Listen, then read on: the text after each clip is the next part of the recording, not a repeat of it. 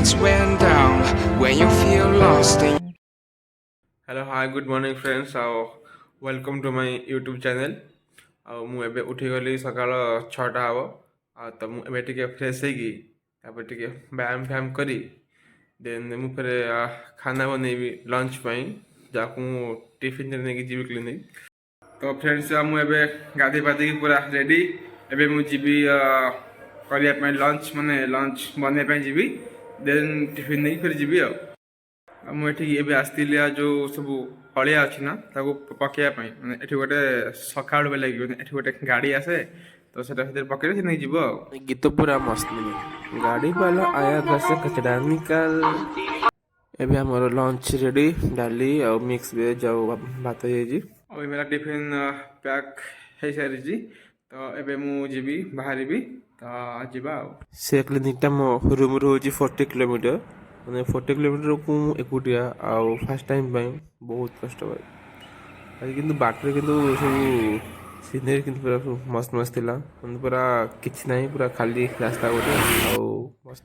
ମୋ ପଛରେ ଯେଉଁ ମନ୍ଦିର ଅଛି ତା ନାଁ ହେଉଛି ସିଦ୍ଧେଶ୍ୱର ମନ୍ଦିର। ଏ ମନ୍ଦିରର ନାଁ ହେଉଛି ସିଦ୍ଧେଶ୍ୱର ମହାଦେବ ମନ୍ଦିର। ମନ୍ଦିର ଭିତରକୁ ଯିବା ଆଗରୁ ଟିକେ ଗୋଡ଼ ଟିକେ ଧୋଇଦେବା, ତାପରେ ଲାଇଟ୍ ଜବରଦସ୍ତ ଥିଲା।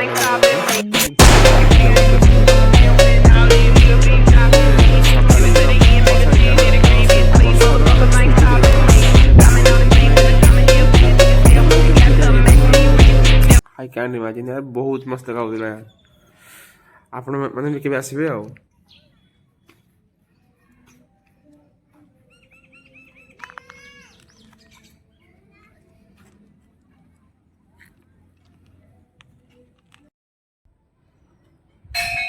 ମାନେ ଯେଉଁ ମନ୍ଦିର ଅଛି ତାହାର ଯେଉଁ କଳାକୃତି ମାନେ ଆପଣ ଦେଖିବେ ପୁରା ଖତରନାକ।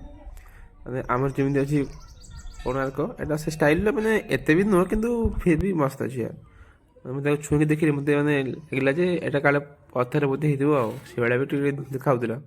ଆମେ ଆକ୍ଚୁଆଲି ଏପଟେ ଯାଉଥିଲୁ ବୁଲିକି ତ ଦେଖିଥିଲି ଗୋଟେ ମନ୍ଦିର, ତ ସେଟା ଦେଖିଲା ବେଳକୁ ସେ ହେଉଛନ୍ତି ଶିବଙ୍କ ମନ୍ଦିର। ଏ ଠାକୁରଙ୍କ ନାଁ ମୁଁ ଆକ୍ଚୁଆଲି ଜାଣିପାରିଲିନି। ଆଉ ଇଏ ସାମ୍ନା ଯେଉଁଟା ଅଛି ସେଠି କାଉଡ଼ିଆ ମାନେ ଆସିଲେ ସବୁ ରେଷ୍ଟ କରନ୍ତି।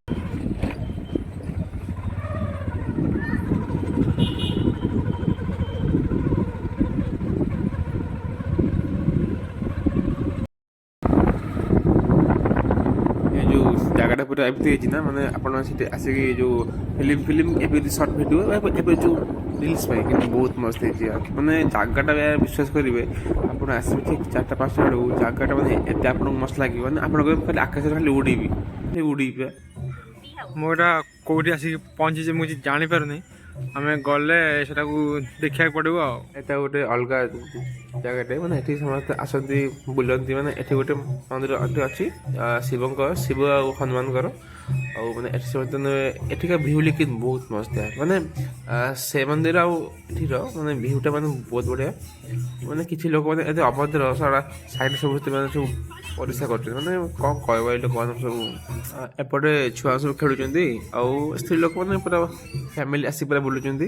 ଆଉ ସାଇଡ଼୍ରେ ଯେଉଁ ନଈଟା ଅଛି ସେଠି ପୁରା ମାନେ ବୋଟିଂ ପୁରା ହୁଏ, ମାନେ ବହୁତ ଲୋକ ବୋଟିଂ କରୁଥିଲେ। ମୋତେ ମନ୍ଦିରଟା ମାନେ ଏତେ ଭଲ ଲାଗିଲା, ତ ମୁଁ ଏ ମନ୍ଦିରର ମିନିମମ୍ 2-3ଟା ରାଉଣ୍ଡ ପୁରା ବୁଲି ସାରିଲିଣି। ଏଠି ମାନେ ବହୁତ ସାରା ଲୋକ ସବୁ ଆସୁଛନ୍ତି, ଆଉ ସେମାନେ ସବୁ କିଏ ସବୁ ଫଟୋ କିଏ ସବୁ ଭିଡ଼ିଓ ସବୁ କରୁଛନ୍ତି।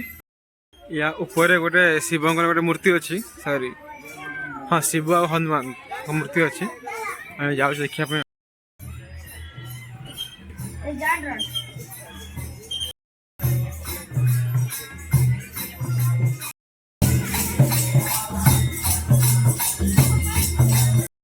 ଆକ୍ଚୁଆଲି ମୋର ଆଜି ଆଉ କିଛି ବି ମାନେ ଖାଇବା ପାଇଁ ଇଚ୍ଛା ହେଉନି, ତ ମୁଁ ଏବେ ଶୋଇବି, କାହିଁକି ମୁଁ ପୁରା ଥକି ଯାଇଛି। ତ ମୁଁ ଏବେ ଶୋଇବି, ଆଉ ଆପଣମାନେ ବି ଶୋଇପଡ଼ନ୍ତୁ। Bye bye, good night. ଫେର ଦେଖା ହେବ ନେକ୍ସଟ ବ୍ଲଗ୍ରେ। Take care.